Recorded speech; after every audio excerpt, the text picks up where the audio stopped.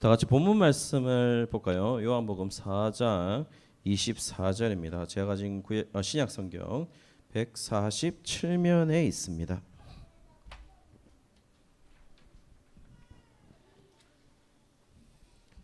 네. 147면 요한복음 4장 24절입니다. 다 같이 읽도록 하겠습니다. 시작. 하나님은 영이시니 예배하는 자가 영과 진리로 예배할지니라. 아멘.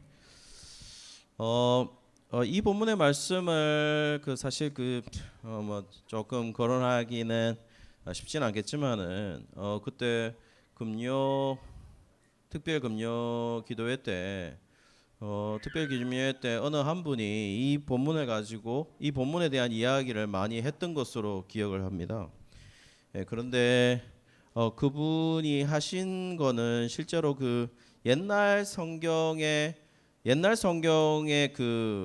기초를 해서 했던 것으로 보여요. 옛날에는 여기 지금 그래도 좀 제가 봤을 때는 연식이 좀 되신 분들이니까 옛날에 이 영과 진리라고 하는데 그 뭐라 되어 있었습니까? 그렇죠. 다 아네. 많이 됐다는 얘기네. 다 아시고 있죠. 신령과 진정이라고 하는 그 단어의 느낌은 어떻습니까? 신령과 진정이란 말은 결국 내가 어떻게 보면 이렇게 집중하고 내가 좀 뭔가를 진심을 다해서 뭔가 다 해야 된다고 이렇게 생각이 돼서 그때 그 특별 금요기도에 오셨던 목사님은 요 본문을 가지고 신령과 진정에 관한 옛날 해석 방법을 가지고 설교를 하셨던 걸로 저는 생각이 들어요. 그런데 물론 그렇게 하실 수 있을 것 같기는 해요. 그렇지만은 그렇지는 않습니다. 지금 예수님이 사마리아 여인에게 너가 영과 진리로 예배한다라고 얘기를 했을 때 그 의미로 예수님이 얘기하신 것은 아닌 것으로 생각이 됩니다. 그래서 오늘 이 본문을 가지고 우리가 오늘 코로나 바이러스 시대를 살고 있는 우리가 어떻게 살아가는 것이 맞느냐라는 이야기를 조금 조금 학적이기도 하고 좀 그런 면을 가지고 한번 세미나 비슷한 식으로 그렇게 딱딱한 시간은 아니게 바라면서 그렇게 하도록 하겠습니다. 어쨌든 코로나19라는 것이 우리를 다 바꿔놓은 것은 사실이죠. 그리고 이 속에서 교회가 또는 개인이 어떻게 인식하고 어떻게 대처해야 되냐라는 사실들도 여러분 사실 어떻게 하는 게 맞냐라는 것도 사실 혼란스러운 시대인 거죠. 그리고 또 특별히 교회론도 많은 붕괴를 가져왔죠. 또 한 가지는 뭡니까? 우리가 여러분 생각은 어떻습니까? 여러분은 생각 가운데 코로나 이전으로 돌아갈 수 있을 거라. 만약에 코로나가 대처가 되고 치료제가 나오고 백신이 다 나오면 코로나 이전으로 돌아갈 수 있을 것 같습니까? 남경 언니 돌아갈 수 있을 것 같아요? 못 돌아갈 것 같아요? 동의해요? 못 돌아갈 것 같죠? 어때요? 시영근 집사님 어때요? 영근이 형 어때? 돌아갈 수 있을 것 같아요? 돌아갈 수 있을 것 같다. 오케이. 동의하진 않아요. 돌아간다는. 그런데 지금 시영근 집사님 말씀하시는 돌아간다는 말이 우리가 흔히 말하는 시영근 집사님이 말하는 거는 시영근 집사님을 제가 어느 정도로 안다고 생각해 보면 시영근 집사님이 말하는 거는 돌아가는 그 어떤 척도락하는 것이 굉장히 영적으로 들렸던 것 같아요. 제가 느끼는 바로는. 그러나 지금 남경 집사님이 얘기하고 있는 거는 돌아가지 못할 거라고 얘기하는 거는 뭐냐면은 실존적인 문제죠. 그러니까 우리가 옛날 코로나 이전의 그 어떤 실존적인 현상적인 모습으로 돌아갈 수 있을 거냐 말 거냐에 대한 문제는 실제로 그건 불가능할 거다. 안 돌아갈 거다라고 얘기하는 것이고, 시영근 집사님이 얘기하는 거는 뭐냐면은 어쨌든 현상학적으로는 돌아가는 건 쉽지 않다 하더라도 우리가 영적으로 어떻게 살아가야 될 것이냐 하는 문제에 대해서는 옛날에 우리가 영적으로 깨어있을 때 그 상태로 우리가 돌아가는 것이 가능할 것이다 라고 저는 봤던 것 같아요. 이 해석이 너무 좋았나? 해석이 너무 좋았죠. 어쨌든 제가 아는 시흥근 집사님, 이낙영 집사님의 의도는 아마 그거였을 거라고 생각을 해요. 어쨌든 많은 사람들이 100% 2019년도로 돌아갈 수 있느냐로 생각해 보면 많은 의구심을 가지고 있죠. 성도님들 어떻습니까? 우리 예가부 여러분, 우리 내일교회 상황을 한번 살펴볼까 하는데요. 지금 내일교회 상황 어떻습니까? 지금 내일교회 상황은 55% 정도 나오고 있습니다. 55%. 55% 정도 나오고 있는데요. 이러면 또 유튜브가 이게 공개가 되면은 50%인데 55% 나오네 하겠죠. 그게 아니라 지금 내일교회 상황은 어떠냐면은 좌석수에 지금 본당에 가보면 앞에 좌석수를 다 표시하게 돼 있습니다. 그래서 좌석수를 다 표시하게 되면은 어떻게 되냐면은 우리가 지금 1단계일 경우에는 500명 이내로 그렇게 표시하게 돼 있어요. 방역 지침상 500명이라고 되어 있고, 우리가 2단계가 올라가면 지금 거리 단계가 좀 바뀌었거든요. 거리 단계가 바뀌었는데 개정된 거리 단계의 2단계는 30%입니다. 그러면 저기 본당 안에 한 350명 정도, 350명 정도 들어갈 수 있다. 수용 인원이 350이라는 것을 팻말로 붙이게 돼 있어요. 그렇기 때문에 지금 우리가 총 1부에서 4부 예배로 드리고 있지 않습니까? 1부에서 4부 예배로 드리고 있기 때문에 그 수용 인원에 맞추어서는 보면은 총 수용 인원, 총 나왔던 교인들, 그러니까 안에 계속 번갈아 갈 거 아닙니까? 나오셨다가 가시고 다시 새로운 분들이 오시고, 그렇게 해도 지금 우리는 55% 정도 나오고 있다는 거죠. 한 1,500명 정도 나오고 있어요. 우리가 보통 청장년 출석이 한 2,500명 정도 되거든요. 2,500명 정도 됩니다. 2,500명. 그런데 지금 1,500명 나오고 있다는 거죠. 그렇게 해서 사실은 50% 이내도 그러니까 정확하게 말하면은 한 55%라고 나와 있고, 주일학교는 정말 한 50% 정도 지금 참여하고 있는 겁니다. 자, 그렇다면 우리가 또 이제 의문점을 하나 던질 수 있겠죠. 그러면 여러분 어떻습니까? 실시간 영상 예배를 드리고 있는 사람들이 그러면은 몇 프로냐면은 45%가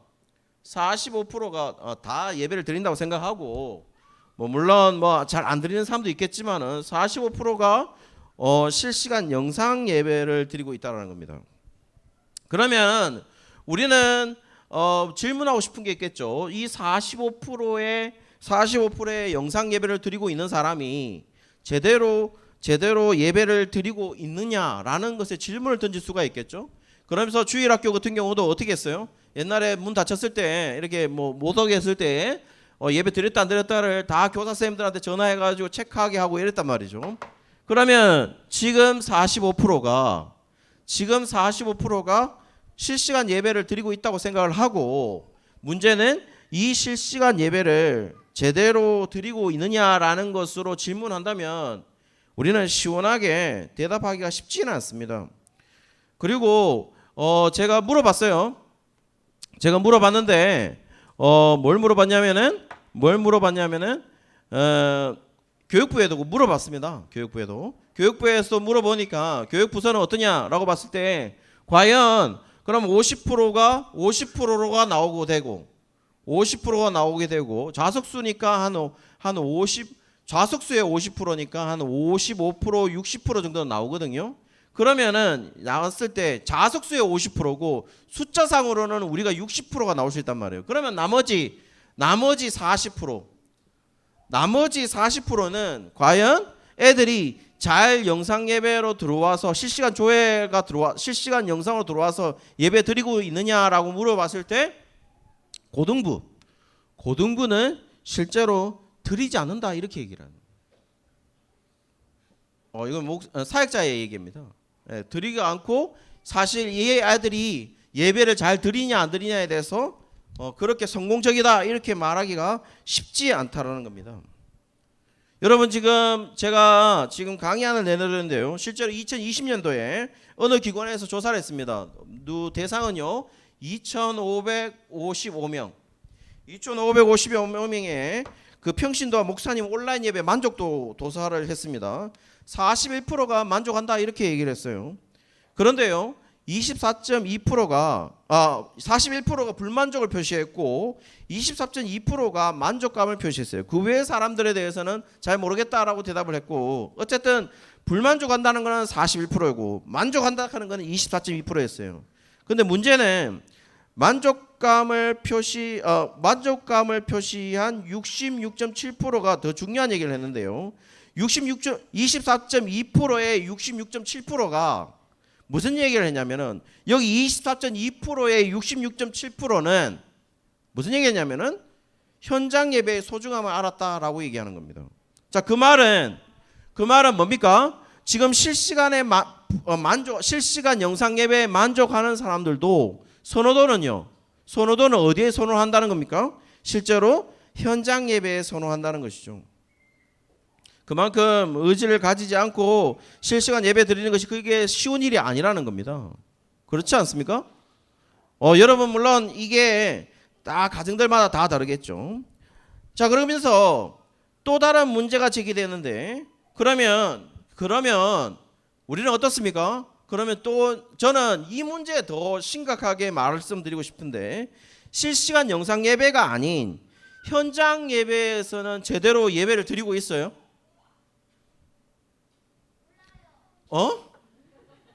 누구냐? 시원이냐? 시원아. 시원이 멋있어. 시원이는 내가 본 애들 중에 잘생긴 사람 2위야. 당연히 1등은 내 아들이지. 내 아들이 그래 못생겼는데. 그래, 어쨌든 보시면은 결국 실시간에 드리는 예배가 온전하게 드려지고 있냐는 겁니다. 자, 그러면 여러분 이거 차이는 어떻습니까? 여러분 우리가 여러분은 다 경험했는 걸로 알고 있는데, 여러분 그러니까 보통 3부 예배 때 모자실에서 예배를 드려보신 분 손. 3부 예배 때 우리가 코로나 시대 말고 3부 예배 때 3부 예배 때 비전 301에서 예배를 드려보신 분 다 드려보셨죠? 그렇죠? 다 드려봤죠? 자, 그러면 거기에서 예배 드리는 것과 실시간으로 영상 예배 드리는 것과 차이는요? 어때요? 차이가 있어요? 몰라? 당연히 너는 모르지. 너 엄마가 알겠지. 그 현재 집사님은 지금 비슷하다 이렇게 얘기를 했다는 겁니다. 자, 실제로 그러면 자 보면은 우리가 그 경험을 다 하고 있는 우리 엄마들 아빠들 다 있단 말이에요 여기. 그러면 우리가 코로나 이전에 비전 301 지금 영화부가 사용하고 있는 그 실에서 우리가 애들이 어려가지고 아기가 있어가지고 주일 예배를 본당에 들어가지 못하고 거기에서 드려본 사람들 다 있단 말이에요 여기. 그러면 그것과 실시간 영상 예배를 드리는 것과 집에서 단순히 그냥 교회 301에서 드리는 것과 집에서 드리는 것이 무슨 차이가 있냐라고 물어보신다면 차이는 있죠. 뭡니까? 집에서 드리는 게 훨씬 편하죠. 그런데 정확하게 말하면 뭐냐면 근본적으로 차이는 별로 없어 보인다는 겁니다. 결국 문제는 뭐라는 겁니까? 예배라는 것이 무엇이고 교회라 하는 것이 무엇이냐 하는 것에 대한 정확한 기준이 없기 때문에 우리는 이것과 저것과의 차이를 알지 못한다는 말입니다. 실제로 여러분 본당에 가도 여러분 지금 다 여기 본당에 다 들어가 보셨죠? 본당에 다 안 들어가 봤나? 본당에 다 들어가 보면 여러분은 목사님의 실제 인물을 보십니까? 아니면 LED에 나오는 목사님의 얼굴을 보십니까? 어디를 봐요? 실제? 보이나? 제일 앞에 앉아 있는 분들도 있잖아요. 어르신들한테 제일 앞으로 가라 하면 고개 아프다 그래요. 고개 아플 리가 없거든요. 왜냐하면 목사님을 실제로 보시면 되거든요. 그런데 어르신들이 다 어디를 보냐면 LED를 보고 있는 겁니다. 그러니까 이래 봐야 되거든요. 이래. 제일 앞에는. 결국에는 그런 일들 속에서 우리는 어떤 상황을 비추어 보면 실시간 영상 예배 드리는 거나 교회 와서 뭔가를 하는 거나 전혀 차이가 없다는 겁니다. 그 말은 뭘 말하냐면 결국 이것에 대한 기준을 어떻게 나누고 또 우리가 예배란 무엇이고 교회란 무엇이냐라는 것들에 대한 확실한 이해가 없으니까 우리는 이것이 맞다 저것이 맞다 말할 수도 없고 또 우리는 그것도 잘 모르니까 뭡니까? 유튜브에 돌아다니는 희귀한 동영상을 보고 지적하는 지금의 현상을 지적하고 지금의 교회를 지적하고 교회끼리 총질하고 성도끼리 총질하고 목사끼리 총질하는 그 유튜브를 보고 우리가 판단을 못 내리는 겁니다. 더 정확하게 말하면 우리가 무식해서 그런 거예요. 자, 그렇다면 우리가 오늘 이제부터 헷갈리지 말고 우리가 이 부분에 대해서 확실히 해야 될 건데 먼저 살펴볼 것은 우리가 온라인 예배다, 오프라인 예배다라고 얘기하고 비대면 예배다, 뭐 대면 예배다라고 얘기합니다. 현장 예배다, 그렇다고 뭐 영상 예배다 이렇게 하는데요. 우리가 이런 용어들 속에 나타난 것들을 우리가 다시 한번 살펴볼 건데요. 자, 어떻습니까? 우리가 지금 이 시대와 같은 이런 상황 때문에 예배를 우리가 2020년 1월쯤에 닫았어요. 1월쯤에 1년 이전에 한국 교회처럼 예배당이라는 특정 장소에서 우리가 예배를 드리지 못하는 그런 상황과 유비되는, 그러니까 비슷한 경험을 했었던 세계 교회의 역사가 있었을까요? 다시 말하면 이런 겁니다. 여러분 저를 다시 보시죠. 간단한 얘기예요. 지금처럼 교회에 나오지 못하고 코로나 시대처럼 그 전에 세계 교회 역사 속에 교회를 나오지 못해서 이런 상황과 비슷한 유비가 되는 그런 상황이 있었냐라고 물으신다면 있었습니다. 그게 언제냐면은 바로 특정한 장소에서 정해진 것으로 예배드리지 못했던 그런 시기가 있었는데요. 우리가 만약에 어떤 예배를 드릴 때 특정한 장소로 한다면 우리는 뭐를 말하죠? 첫 번째로 솔로몬 성전을 얘기하겠죠. 솔로몬 성전 전에는 어땠습니까? 솔로몬 성전 전에는 다 그전에는 성막이었죠. 옮겨 다니면서 예배를 드렸던 거예요. 그러나 어쨌든 성막이라 하는 건 특정한 장소가 되어 있었어요. 그렇죠? 그러면서 성막에 있는 안에 있는 구조 그대로 고정화시켰던 픽스했던 그게 바로 뭐냐면 첫 번째 픽스했던 구조물이 뭐냐면 바로 솔로몬 성전이에요. 솔로몬 성전. 그러면 솔로몬 성전에 와서 많은 사람들이 예배드리고 어쨌든 제사도 드리고 했단 말이에요. 그러면 솔로몬 성전 이후에 지금 시대와 같이 특정한 장소에서 예배드리지 못했던, 솔로몬 성전에서 와서 예배드리지 못했던 세계교회의 역사가 있었냐라고 물으신다면, 그것도 하나님의 백성들이 솔로몬 성전에 가지 못해가지고 있었냐라고 묻는다면 있었다라는 말입니다. 그게 뭐냐면 바로 바벨론 포로식입니다. 바벨론에게 포로당한 거죠. 70년 동안. 그게 언제냐면은 여러분 BC 한 606년에서 536년까지 536년이 뭐냐면은 536년이 BC입니다. BC 여기 한 70년이잖아요. 아니 70년 동안 바벨론 포로가 되었는데 536년에 뭐냐면 고레스가 바벨론 포로 되었던 그 이스라엘 백성들을 돌려보낸 겁니다. 자, 그렇다면 여러분 생각해 보십시오. 바벨론은 이스라엘에 그거 가지를 못했는데 예루살렘에도 솔로몬 성전에 가지를 못했죠. 가지를 못했으니까 가지를 못해가지고 포로된 자들이 돌아와가지고 지었던 그 성전이 제2성전이고 그게 스룹바벨 성전이에요. 우리가 스가랴 할 때 그 16년 동안 멈춰졌던 그게 바로 제2성전이란 말이에요. 그거는 언제냐면은 536년에 그 고레스 왕이 메데 바사 제국의 첫 번째 왕이죠.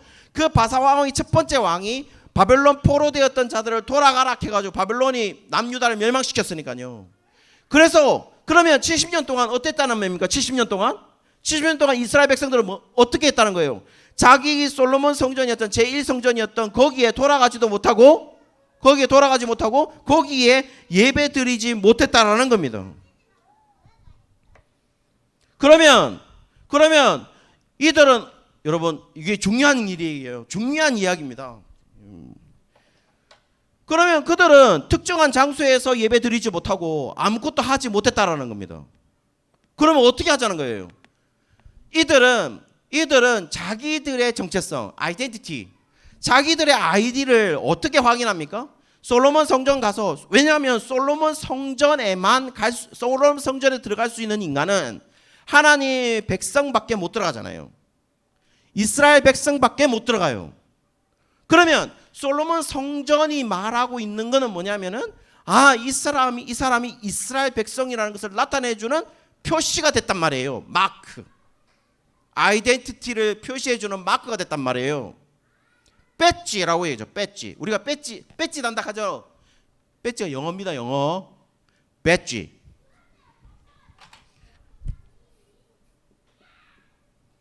영어입니다. 자, 그러면 우리가 요 배지 단다 그러잖아요. 그러니까 그거는 내가 그 솔로몬 성전에 들어갈 수 있는 거는 내가 배지다는 겁니다. 내가 유대인입니다. 내가 이스라엘 백성입니다. 내가 하나님 백성입니다. 내가 chosen people입니다. 선택된 백성입니다. 라는 거였단 말이에요. 그런데 지금 어떻게 된 상황입니까? 내가 솔로몬 성전에 들어가서 예배 드릴 수 없는 상황이죠. 그러면 자기는 자기 아이디를 어떻게 확인하는데요? 그 확인하게 된 게 바로 뭐냐면은 지금도 그 기원을 알 수 없는 회당의 시나고그라고 해가지고 회당의 출발점이 됩니다. 그러니까 회당이라는 말은 뭐냐면 바벨론 포로 이 회당의 출발점을 많은 구약학자들이 이 회당을 바벨론 포로 시기였을 것이다 라고 생각하는 사람들이 가장 많습니다. 그러면 70년 동안 그들은 뭐예요? 특정한 장소에서 예배 드리지 못했다는 겁니다. 특정한 장소에서 예배 드리지 못하니까 자기들끼리 모이게 되죠. 자기들끼리 모이게 될 거 아니에요. 그러면 자기들끼리 모였을 때 자기들만이 특정할 수 있는 게 뭘까요? 자기들만이 특정할 수 있는 이유가 뭐라고 생각하십니까? 자기들만이 특정할 수 있는 거는 결국 율법이죠. 율법. The law. 율법이라는 말은 뭡니까? 결국 율법은 신의 산에서 누구에게만 주어졌어요? 히브리 노예들에게만 주어진 겁니다. 한마디로 하나님이 구원한 백성들에게만 주어졌죠. 그래서 지금 뭡니까? 회당 안에서 그들이 했던 것이 뭐냐면은 바로 토라를 듣는 것이었습니다. 토라를 듣는 것. 그렇기 때문에 뭡니까? 포로 되었다가 돌아온 후에도 성전 재건을 했죠. 그럼에도 불구하고 스룹바벨 성전이나 제2성전이 완공되었음에도 불구하고 회당은 여전히 존속이 되었습니다. 성전에서 제사 드리지 않고 회당에서 모이는 것만으로도 그는 정체성을 유지할 수 있었다는 거죠. 여러분 AD 1세기에도 보시면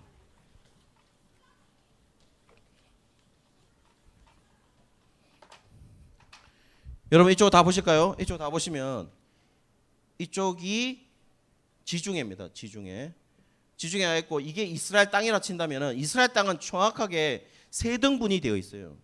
세 등분이 되어 있는데 어떻게 되냐면 여기가 유대 예수님 시대 AD 1세기입니다.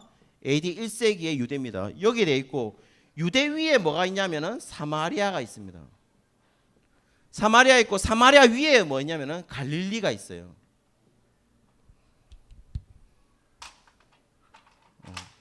여기에 보시면 유대 보통 정통 유대인들이라고 생각하는 사람들 누구라고 생각하냐면은 유대인들과 갈릴리인들이에요.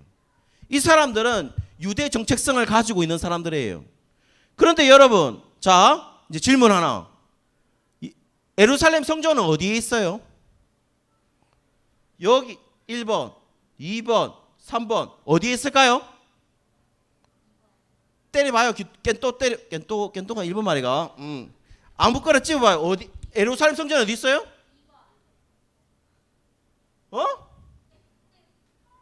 3번에 있죠. 그렇죠. 뭔 당치 아는 게 없네. 그 3번에 있어. 3번에 있으니까 유대 나라 사람들은 안식일은 물론 분명히 뭡니까? 안식일은 성전에 가는 게 맞아요. 그리고 유대인들이 피할 수 없는 1년에 3번은 뭐 유월절이나 속절이나 이런 때는 분명히 이 예루살렘 성전에 가야 돼요. 그런데 문제는 뭐냐? 갈릴리 사람은 시도 때도 없이 성전에 갈 수 없잖아요. 그러면 자기 확인을 어떻게 하느냐라고 묻는다면은 결국 갈릴리 쪽에서는 뭐가 발달됐냐면 바로 율법에 대한 사상이 엄청나게 발달이 됐다는 겁니다. 실제로 많은 디아스포라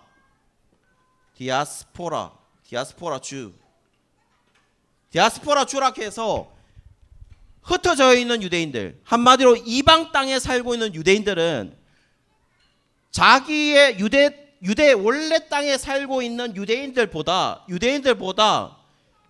훨씬 더 성전에 가기가 힘들겠죠. 그렇죠? 그렇지 않나? 그러면 자기 정체성을 어떻게 알아보는데? 자기 정체성을 어떻게 알아봐요? 자기 정체성은 바로 구약 성경에 있는 토라를 가지고 율법에 대한 이야기를 가지고 자기 정체성을 확인한다는 겁니다.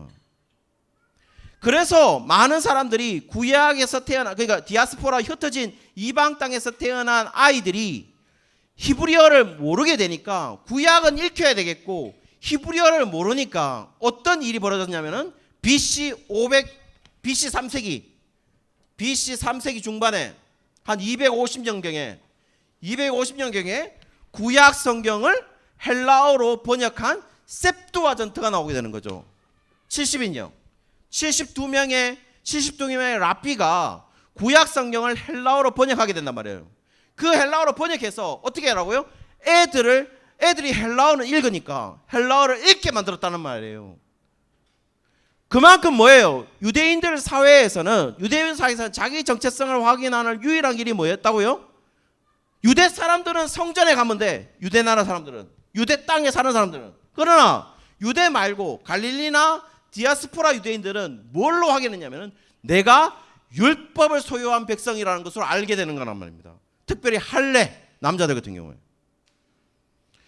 그러니 제가 말씀드리는 건 뭐냐? 결국 회당이라 하는 것은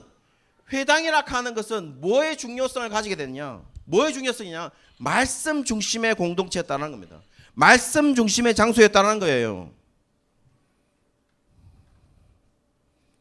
그러면 자, 여러분 또 물어봅시다. 자, 그러면 그렇게 됐을 때에 회당이 가지고 있는 긍정적인 측면과 부정적인 측면이 있었어요. 그 긍정적인 측면이 뭐냐? 아까도 말씀드렸다시피 이 회당이라 하는 것은 말씀을 전하는 것에서는 긍정적인 측면이 있었죠. 말씀을 폈으니까. 말씀을 계속해서 가르쳤어요. 거기엔 긍정적인 측면이 있지만 회당에 오는 사람들 가운데서는 내가 회당에 있는 것만으로도 내가 하나님의 백성이고 내가 하나님의 백성에서 보증받았다고 생각하는 그냥 모이는 것에 특정한 장소에 모이는 회당이라는 것에 모이는 것만으로도 내가 유대인임을 확인하게 되므로 거기에 안주하는 그런 종교 생활을 하는 그런 사람도 당연히 해당에는 생기게 마련이죠. 그게 부정적인 역할을 했다는 거예요. 그런 사람들은 뭡니까? 그냥 솔로몬 성전이 아니라 그냥 회당으로 옮긴 것밖에 아니란 말이에요. 그거는.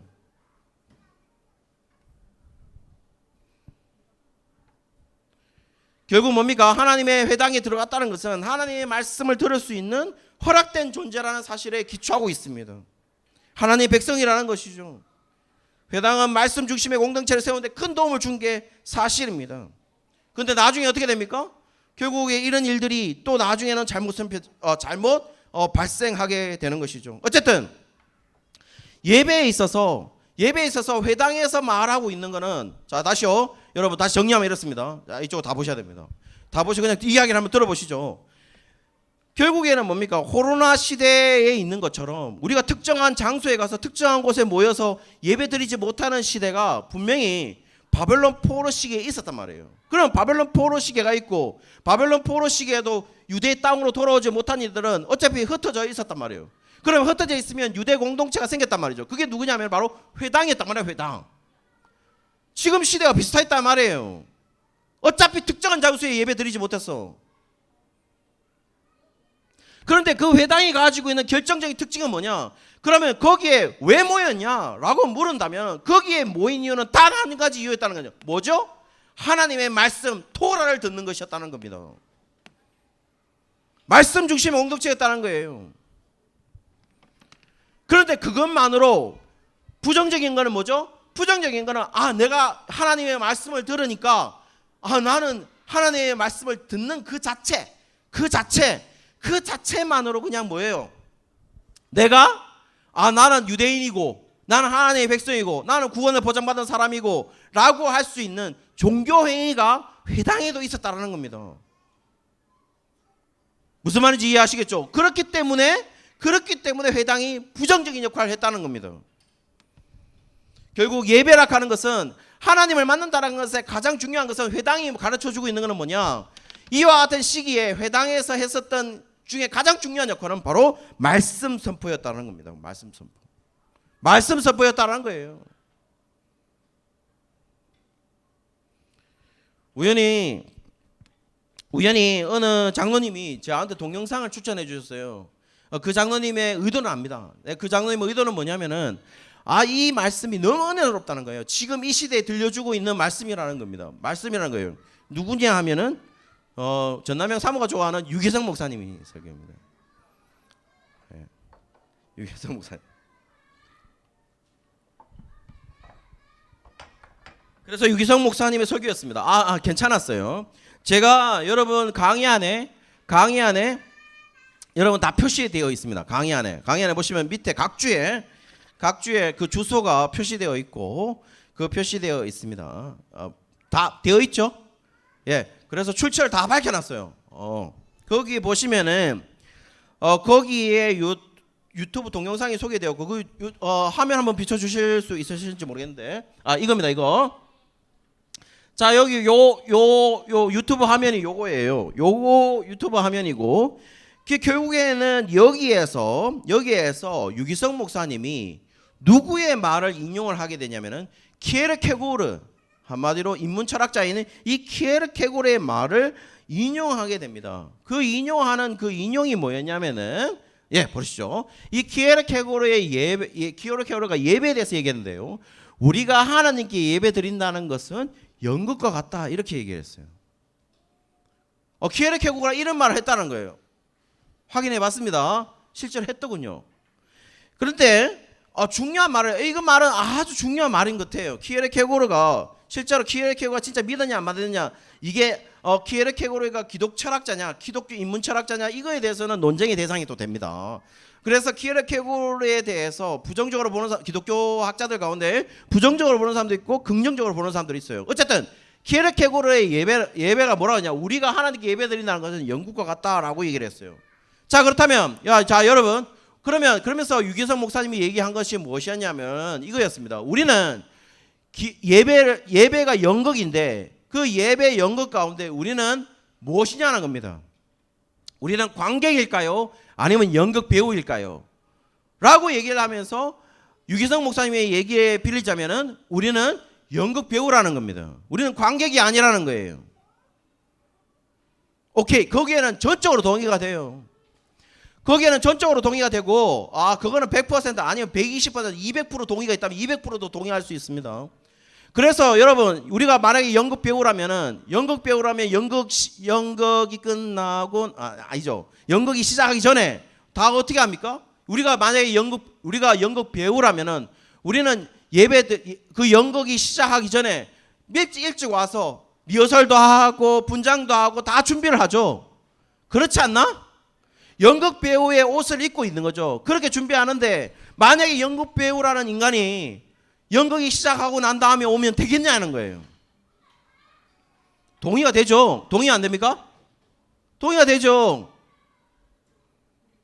그렇지 않습니까? 그리고 나서 우리가 예를 들어서 이런 겁니다. 무슨 급한 일이 있다고 해서 연극 배우가 연극하다가 급한 일이라서 전화 받으러 나갈 수 있냐는 거예요. 그럴 수 없는 거 아니냐라는 거예요. 동의가 됩니다. 이거는 200%, 300%, 400% 동의가 돼요. 그러면 관객은 누구냐라고 물었을 때 관객은 하나님이라는 거예요. 그러니까 이 우리가 드리는 예배를 보고 있는 분은 오로지 대상은 하나님이라는 겁니다. 관객은 그것도 어느 정도로 동의가 됩니다. 그런데 문제는 결국 그런 것에 강조를 하다 보니까 무엇에 강조를 떨어뜨렸냐면은 유기성 목사님이 유 목사님이 뭐라고 하냐, 설교로 들어오는 사람은 예배를 드리러 오는 사람이 아니다 라고 말하면서 그 사람들을 비판했습니다. 그러나 여기에는 제가 충분히 의도는 알겠습니다. 의도는 알겠지만 설교의 중요성을 떨어뜨렸기 때문에 여기에는 전혀 동의가 되지 않습니다. 사실 장로님한테 제가 이것에 대해서는 이 부분은 좋은데 이 부분에 대해서는 동의가 되지 않습니다 라고 보내지 못했습니다. 그래서 그냥 잊어버렸어요. 어쨌든 여기에서 중요하게 생각하고 있는 것은 뭐냐, 유기성 목사님이 강조한 것은 뭐였냐면은 함께 찬양하는 것이 중요하다, 함께 기도하는 것이 중요하다 라고 하면서 전체적인 참여를 얘기했어요. 그런데요, 그런 강조를 하는 것은 이해되지만 말씀 선포, 설교의 중요성을 떨어뜨리는 것은 절대로 동의가 안 됩니다. 왜냐하면 설교자도 예배의 한 부분이라고 생각한다면 설교자도 연극 배우겠죠. 그렇지 않습니까? 그래요, 안 그래요? 그러면 그 연극을 하기 위해서 연극의 그 캐릭터를 맡고 있는 그 연극은 대사를 외우고 또 뭡니까, 잘 전달하려고 애를 쓰고 얼굴 표정을 지을 것이고, 그거는 단순히 뭡니까, 한 부분의 캐릭터로서 설교자도 제대로 전달하기 위해서 공부를 해야 되고 성경 말씀을 제대로 전달해야죠. 그렇지 않습니까?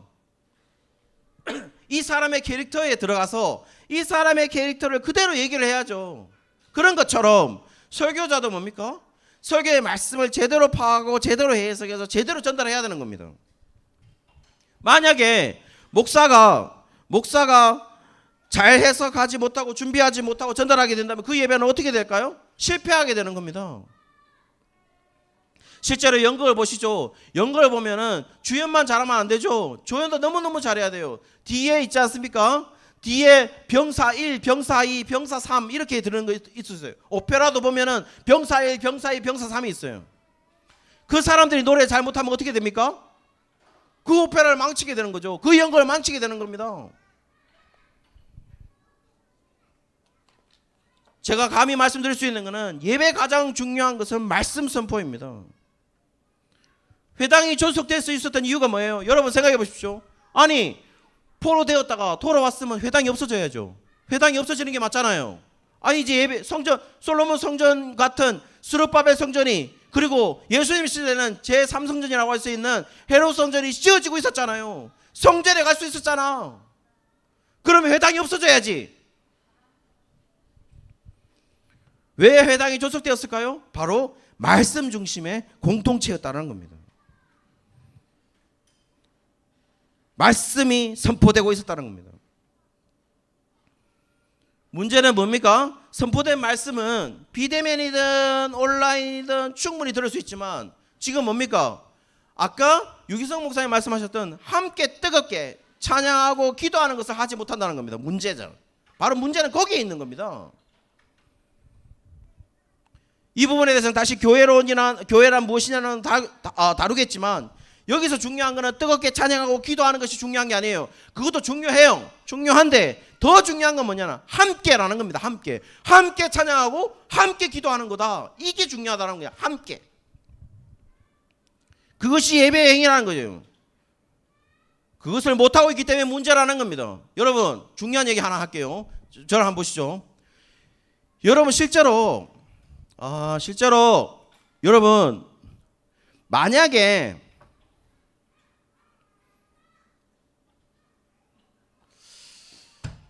위험한 발언일 수도 있는데 여러분 생각해 보세요.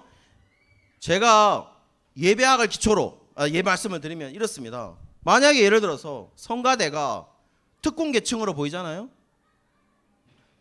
성가대가 특권계층으로 보일 수 있겠죠.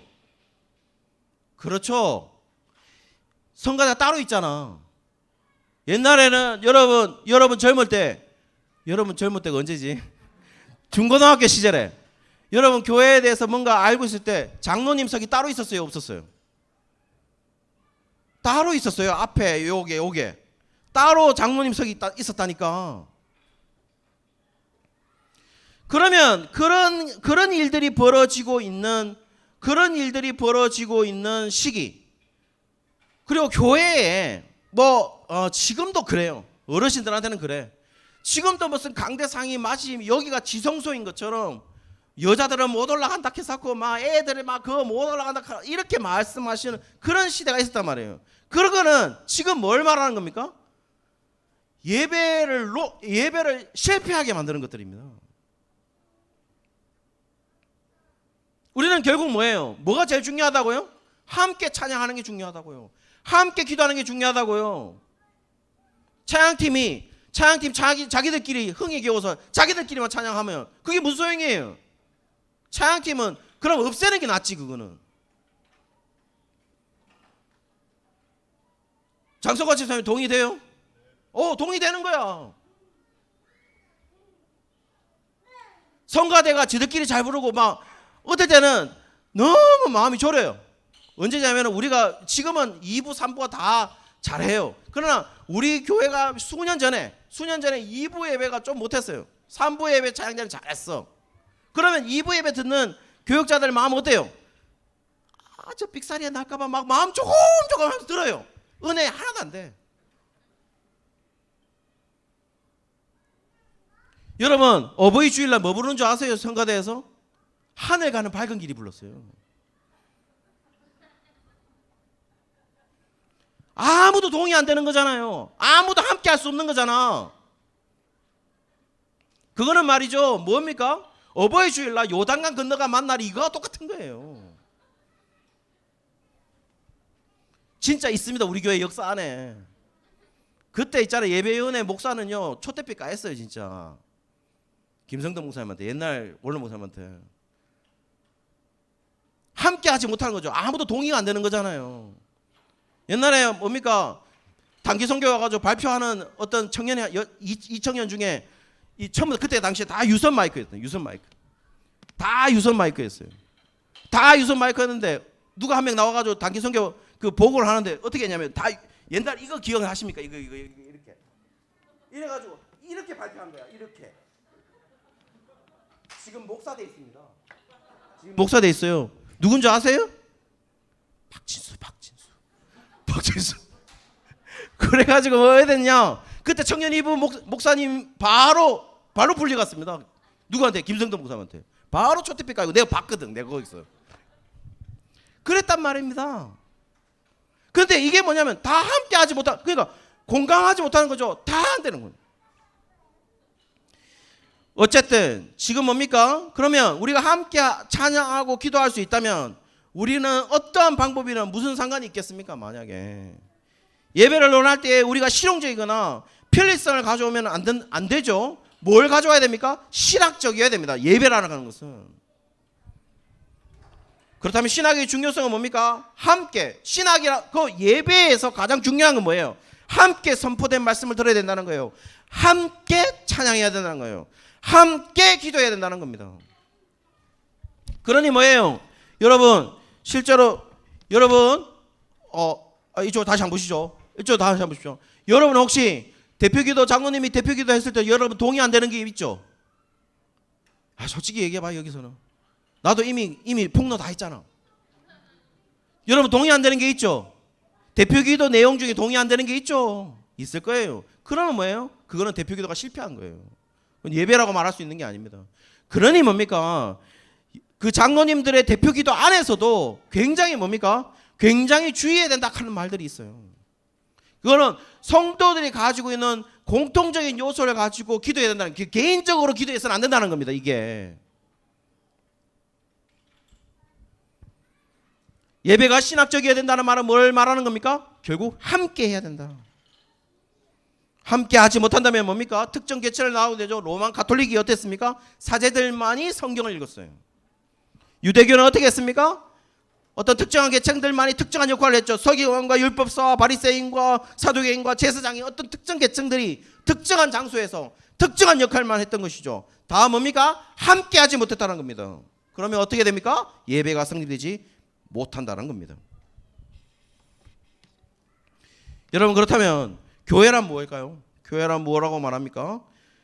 이제 교회에서 대해서 얘기를 할까 하는데요. 우리는 교회란 뭐냐, 네 가지 특성을 가지고 얘기를 하고 싶은데요. 교회는 네 가지 특성을 가진, 관계성을 가진 교회다라고 어떤 학자가 얘기를 했는데요. 한번 표를 한번 보실까요? 보시면 업 돼 있는 부분은 하나님과의 관계다 이렇게 돼 있고, 아웃 돼 있는 부분은 세상과의 관계다 돼 있고, off라는 말은 교회들과의 관계다라고 돼 있고, in이라는 말은 교회 공동체 간의 관계다 이렇게 돼 있습니다. 여러분 다 보이시나요? 예, 다 보이시겠죠? 자, 그러면 up이라는 말은 뭡니까? 결국 교회라 하는 것은 up이라는 말은 하나님의 임재가 경험돼야 된다는 거예요. 하나님의 임재가 경험돼야 된다라고 얘기하고 있고, 인이라는 말은 교회 공동체 간의 관계는 결국 뭡니까? 교회 지체들 간에 그리스도 안에서 사랑의 관계가 형성되어야 된다라고 얘기를 하고 있어요. 그럼 아웃이라는 말은 뭐냐면 세상과의 관계 속에서도 교회는 빛된 사명을 감당해야 된다는 겁니다. 오브라는 것은 교회와 교회와의 관계입니다. 모든 교회가 하나임을 알고 우주적 교회임을 알고 성경적으로 에큐메니칼을 해야 된다, 이 얘기를 하고 있다는 거예요. 이 네 가지 특성의 교회가 되지 않는다면은 교회가 아니다라고 얘기했다는 겁니다. 자, 그러면 여러분 다시 저를 보시죠. 어떻습니까? 우리는 성도들 간에 아주 좋아요? 얘가 부르면 좋은 것 같아. 그런데 그렇지 않습니다. 원수되는 사람들도 많습니다. 사실은 우리가 뭐 신방 보고 들어오는 거 보면 원수된 사람 엄청나게 많아요. 그러면 뭐예요? 그런 것들이 있다면 뭡니까? 사실은 그런 것들을 해결해야 되죠. 그리고 하나님의 임재가 경험이 돼요? 하나님이 임재하고 있어요, 여기가? 그것이 확실히 이 영적으로 우리가 교감이 됩니까? 교회들 간에 우리가 혹시 총질하고 있지는 않습니까? 저 교회는 좌파교회다, 저 교회는 우파교회다, 저 교회는 교회가 아니다, 저희 교회는 자유주의자다. 우리가 빛된 역할을 감당하고 있습니까? 지금 우리 기독교가 교회가 지금 평판이 좋습니까? 그렇지 않죠. 얼마나 못했으면 뭡니까? 석가탄신일에 그 뭐한 짓이에요 그게. 석가탄신일에 그거 뭐한 짓입니까? 부처님 오신 날에 그 가가지고 전도하고, 전도해야 된다라는 것은 옳은 일이죠. 그건 진리예요. 그건 진리란 말이에요. 당연히 불교 신자에게 하나님의 말씀을 전해야 되는 건 진리가 맞다는 거예요. 그러나 그거는 상황이 맞아야 돼요. 그 사람들 때문에 오히려 전도가 막혔다면 그건 누구에게 갚을 건데, 그걸 도대체?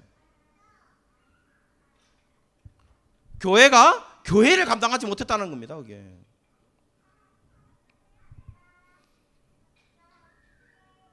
교회들 간에 지금 연합되고 있습니까? 하나도 연합되지 못하고 있어요. 우리 개혁파 교회에서 교회의 특성들, 표지들이라는 게 있습니다. 마크가 돼 있다는 교회 품, 여기 뭡니까? KS 이런 마크처럼 교회에는 이런 표시가 되어 있는 것들이 있다는 거예요. 그 표시가 되는 게 세 가지가 있는데요. 첫 번째가 뭐냐? 참된 말씀 전파가 있어야 된다, 이렇게 말하고 있어요. 참된 말씀 전파라는 것은 여러분 사도행전 2장 42절에 보시면, 사도행전 2장 42절 한번 볼까요? 자막이 있을 겁니다. 사도행전 2장 42절에 보시면 이렇게 되어 있습니다. 그들이 사도의 가르침을 받아 서로 교제하고 떡을 떼며 오로지 기도하기를 힘쓰니라, 이렇게 되어 있습니다. 이쪽 다 한번 보시죠.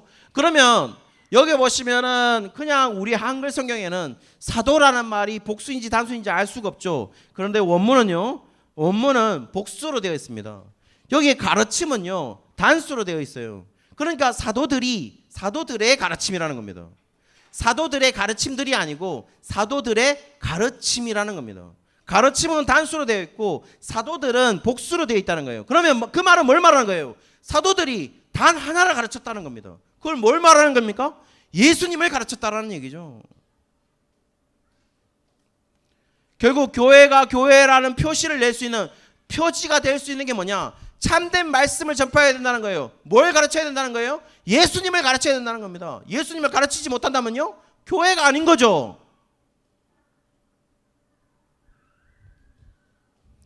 여전히 뭡니까? 우리는 아직도 교회를 선택하는 기준이 프로그램이 잘 돼 있냐, 교회가 잘 돼 있냐, 교회 건물이 잘 돼 있냐, 주차가 잘 되냐, 거기에 있다라는 겁니다. 교회를 선정할 때, 교회를 찾을 때 가장 먼저 돼야 되는 게 뭐예요?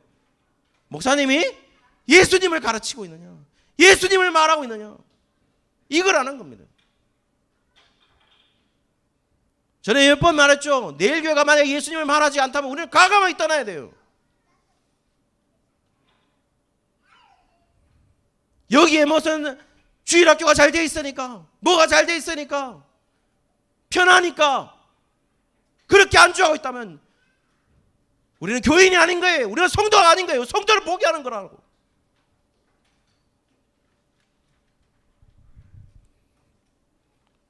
두 번째가 뭡니까? 교회가 이런 게 교회다라고 얘기했을 때 성례와 성만찬이 이루어져야 된다, 이렇게 얘기하고 있어요. 성만찬이 이루어져야 돼. 성만찬은 뭐예요? 하나됨이라는 거예요. 저한테 원래는 성만찬을 어떻게 하는 게 맞아요? 빵 큰 걸 가져와가지고 다 하나씩 떼어 먹어야 돼요. 그게 성만찬이에요. 원래 그렇게 해야 돼요. 근데 그렇게 못하죠. 우리는 다 어떻게 합니까? 그러니까 표본을 보여주는 거죠. 목사님이 어떻게 합니까? 제일 먼저 담임 목사님이 먼저 이렇게 딱 쪼개줘. 그게 바로 뭡니까? 각 사람에게 할 수 없으니까, 지금 너무 많으니까 할 수 없으니까 본인 스스로가 목사님이 대표를 하는 겁니다. 그럼 결국 하나됨을 얘기하는 겁니다. 하나됨. 그래서 성만찬을 할 때는 뭐예요? 성만찬을 할 때는 일주일 전에 공포를 하고, 일주일 전에 공포하는 이유가 뭐예요? 일주일 동안 화해하지 못했던 성도들 간에는 화해를 해야 돼요. 그래야 하나됨이 되니까요. 그리고 목사님이 뭐라고 말해요? 포도주를 마시기 전에, 떡을 먹기 전에 뭐라고 말합니까? 거리낌이 있는 자는 참여하지 말라라고 얘기하잖아요. 왜 거리낌이 있는 자는 참여하지 말라고 그래요? 여러분, 세례교인 이상이면 무조건 참여할 수 있다는 거예요? 그렇지 않습니다. 거리낌이 있으면 참여하지 말아야죠. 내가 누구와 싸웠으면, 내가 부부와 싸웠으면 참여하지 말아야죠. 하나 안 됐잖아요. 하나.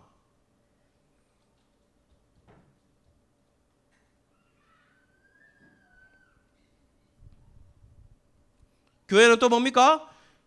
제대로 된 권징이 실행돼야 된다, 이렇게 말하고 있어요. 권징이라는 말은 누군가 벌 주기 위한 게 아닙니다. 여전히 그런 잘못에도 돌이킬 기회가 있기 때문에 하나님 은혜 안에 있음을 깨닫는 시간이라는 겁니다. 자, 여러분 어떻습니까? 권징이 잘 시행되고 있습니까? 우리가 뭔가 잘못했으면 뭔가의 사역을 정지시키고 뭔가 그런 벌을 주면서 하나님의 은혜를 깨닫는 시간을 가질 수 있도록 우리가 권징이 실행되고 있어요. 우리 교회가 실행되고 있는 걸로 보여요? 제일 안 되는 거죠. 전부 다 뭡니까? 권징이 실행되면 은혜 없는 교회처럼 보이는 거죠. 그렇지 않습니다. 여러분, 제가 남아공에 있을 때 제가 어디 다니면 더치 리폼 처치, 그러니까 화란개혁교회 다녔어요. 화란개혁교회 다녔는데 어떤 일이 벌어졌냐면은 이 사람이 결혼 전에 혼전 임신을 한 거예요. 근데 혼전 임신을 하면 외국이니까 혼전 임신 뭐 그렇게 대단하냐. 근데 이 사람이 어떻게 됐냐면은 6개월간 미디어 팀에서 미디어를 만질 수 없고 정지됐어요. 권징을 받았다고. 그런데 이분도 그 결혼했어요. 결혼했다니까. 외국인데. 그런데 그 사람은 기쁨으로 그 6개월 정지를 받아들여요. 그리고 6개월 후에 권징을 풀어서 또다시 미디어 팀에 자기가 봉사를 해요. 그 청년이. 남편이 말이죠. 얼마나 아름다워. 그 외국인데 우리나라도 문제 안 될 것 같은데, 내가 볼 때는. 생각해 보세요. 여기 있는 사람들 가운데 물론 혼전 임신 하라는 게 아닙니다. 우리는 뭡니까? 결혼 전에 임신을 해가지고 애를 놓으면 여러분, 우리 교회가, 아니면 이 대구 한국에 있는 교회가 권징합니까? 시켜요?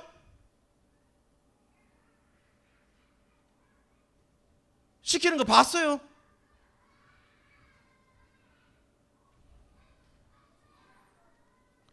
이 세 가지가 뭐라고 그러냐면은, 이 세 가지가 교회를 나타내는 표지다, 이렇게 말하고 있어요. 이 세 가지가 되지 않으면 뭐라고요? 교회가 표시가 없기 때문에 교회가 아니다라는 겁니다. 이게 개혁주의입니다.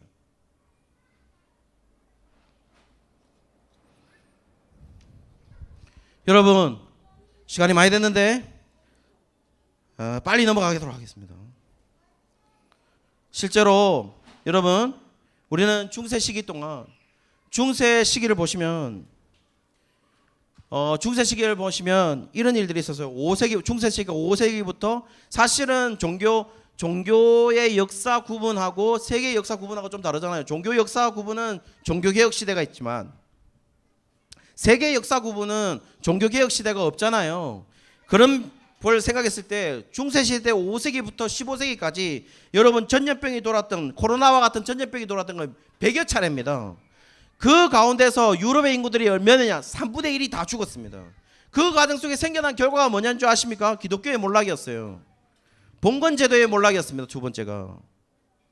기독교는 왜 몰락했냐? 다 일로 한번 보시죠. 마지막으로 설명하고 끝내겠습니다. 기독교는 왜 몰락했냐? 기독교는 간단하죠. 중세시대가 어느 시대예요? 중세시대는 그야말로 종교 권력과 세속 권력이 종교 권력과 세속 권력이 나눴죠. 종교 권력은 누가? 교황이 잡고 있었고 세속 권력은 왕이 잡고 있었어요. 그런데 종교 권력과 세속 권력이 나눠졌지만 이 종교 권력이 세속 권력을 잡아먹고 있었단 말이에요. 왕이 교황한테 아무 짓도 못했단 말입니다. 교황이 위에 있었단 말이죠. 그럼 뭐예요? 하나님을 믿는 백성들이 그 권력이 종교 권력이 위에 있으니까 이 종교 시대 때는 그야말로 대단한 하나님이 다스리는 시대다라고 할 정도로 그렇게 시대였단 말이에요. 그런데 그때 100여 차례의 전염병이 돌았단 말이에요. 그때 과연 기독교가 아니면 정확히 말하면 로만 가톨릭 종교 권력이 무슨 역할을 했냐는 거예요. 아무 역할을 감당하지 못했어요. 오히려 뭡니까? 하나님을 믿는 백성들을 하나님을 저렇게 믿는 시대인데 왜 지금 이렇게 전염병이 도냐는 거예요. 왜 유럽의 3분의 1이 죽냐는 거예요. 신이 이렇게 무능하냐는 겁니다. 많은 사람들이 무신론으로 갔어요. 오히려 뭡니까? 지배계급과 비지배계급이 나눠졌어요. 왜냐하면 뭡니까? 사람들이 죽으니까 지배계급이 일 시킬 수 있는 사람이 없는 거죠. 일 시키는 사람들은 많이 죽었으니까 남아있는 사람들 시키는 거이 사람들은 뭐예요? 부르는 게 값이었단 말이에요. 그러니까 이 사람들이 농노들이 뭡니까? 농노들이 자본을 갖게 되는 거죠. 그러면서 봉건제도도 몰락하게 되었습니다. 그러면서 뭡니까? 신은 이제 믿을 수 없다라고 되어 있고 그 이후에 중세시대 이후에는 뭡니까? 근세가 오죠. 근세는 뭐 때문에 옵니까? 르네상스와 산업혁명 때문에 옵니다. 르네상스와 산업혁명은 뭐예요? 인간의 이성을 중요시하는 시대잖아요. 신에 대한 신앙보다도 인간에 대한 이성에 대해서 소망을 두게 됩니다. 자, 그러면 여러분 다시 들어보시죠.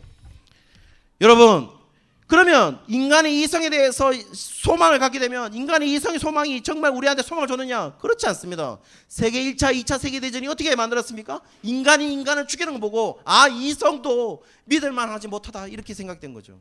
하나님의 역사는 그렇게 이끌어갔다는 거예요. 여전히 뭡니까? 코로나 시대 때도 그 전염병의 시기에도 여전히 뭡니까? 교회는 없어지지 않았어요. 없어질 것 같았거든. 그러나 없어지지 않았어요. 왜인 줄 아십니까? 그 중에 정말 소수들이 정말 남은 자들이 그 전염병과 싸우면서 그 소수들이 그 전염병에 있는 걸린 사람들과 함께 있었단 말이에요. 다수였는 줄 아십니까? 아니요. 소수.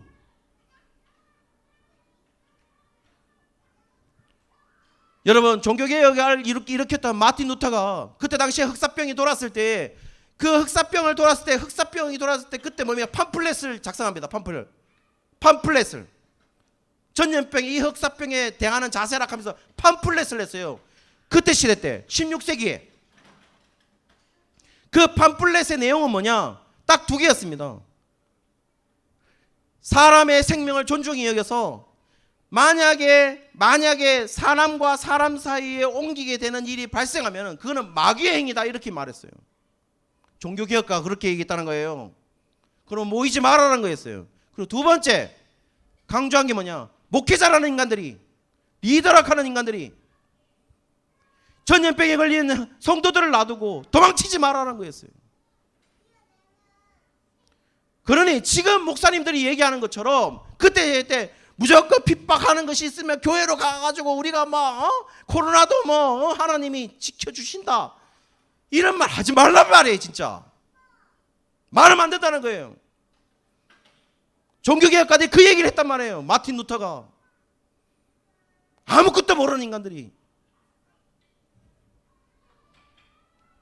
그때 소수의 목회자들이 남아있었던 사람들이 있었다는 거예요. 그러니 뭐예요? 교회는 그 사람들 때문에 존속됐다는 겁니다. 교회는 진짜 없어졌을 것 같은 그런 교회였는데 중세시대 때 작살날 것 같았는데 그렇게 의심받았던 교회를 기독교가 여전히 존속하고 있다는 겁니다. 이건 누구의 힘일까요? 교회는 계속해서 존속될 거예요. 그리고 그리스도가 오시기까지 존속될 겁니다. 그것도 소수로. 소수의 교회들입니다. 여러분, 제가 다시 한 번 말씀드릴 수 있는 게 있어요. 여러분의 자식 시대 때는, 여러분의 자녀들의 시대 때는 정말 소수의 교회만 교회입니다. 정말 소수의 목사님들만 진짜 목사들이에요.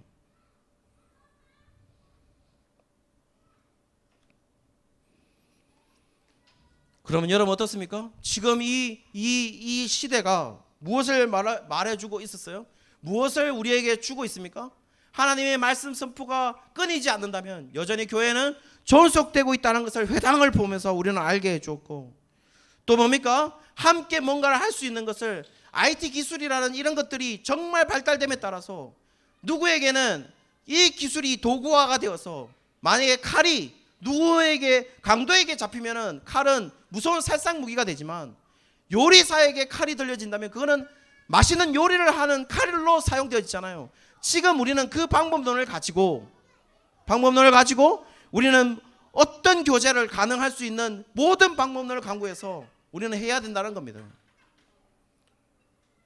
우리는 있잖아요. 줌 사용할 때도 우리는 어려움이 많았어요. 왠지 아십니까? 줌 이런 얘기 못해요. 줌 사용하게 되면 중국에게 우리 주민등록 번호가 유출돼가지고 우리 큰일 나.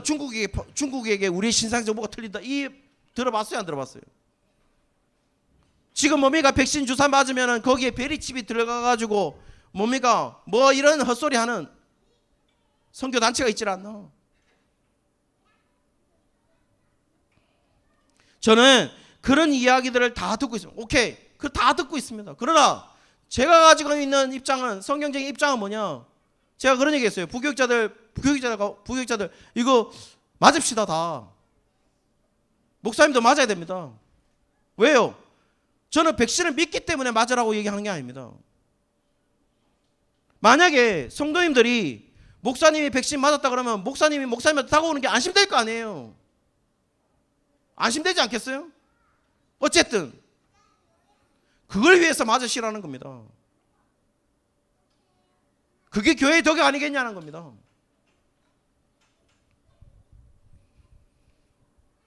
교회 개척에도 새로운 모델이 지금 제시되고 있습니다.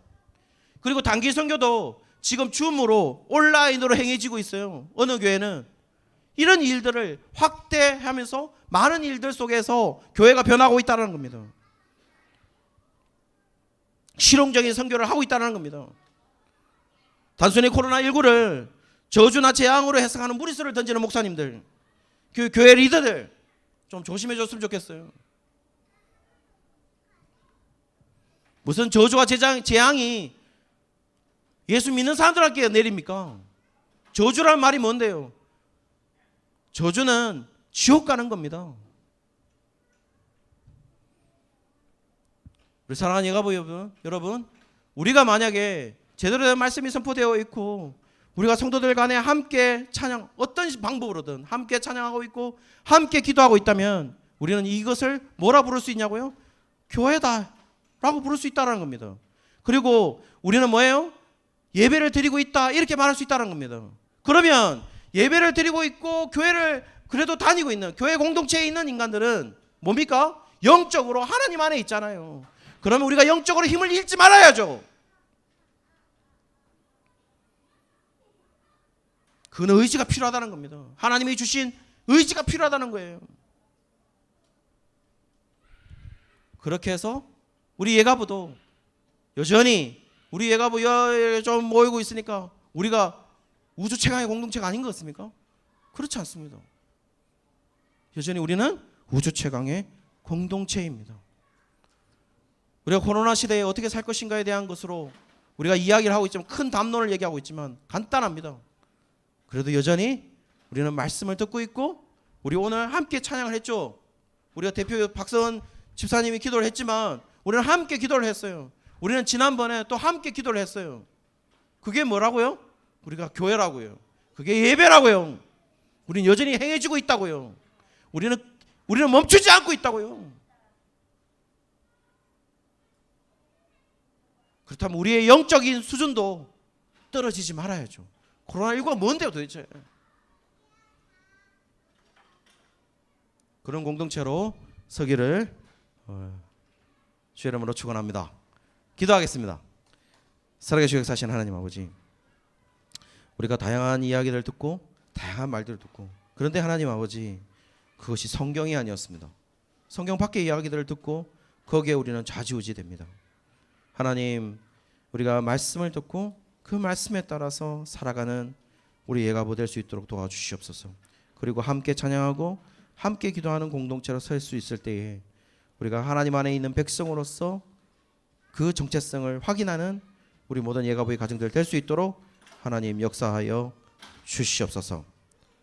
감사드리며 예수 그리스도의 이름으로 기도드리옵나이다. 아멘. 말씀에 의지해서 축도하도록 하겠습니다. 지금은 우리 주 예수 그리스도의 은혜와 하나님의 사랑과 성령의 위로 교통하심이 여전히 의심되고 있고 여전히 잘 되고 있지는 않지만, 그러나 우리는 여전히 말씀을 듣고 있고 함께 찬양하고 함께 기도하고 있는 우리 예가보의 많은 가정들, 그리고 많은 자녀들 머리 위에 지금으로부터 영원토록 함께 있을지다. 아멘.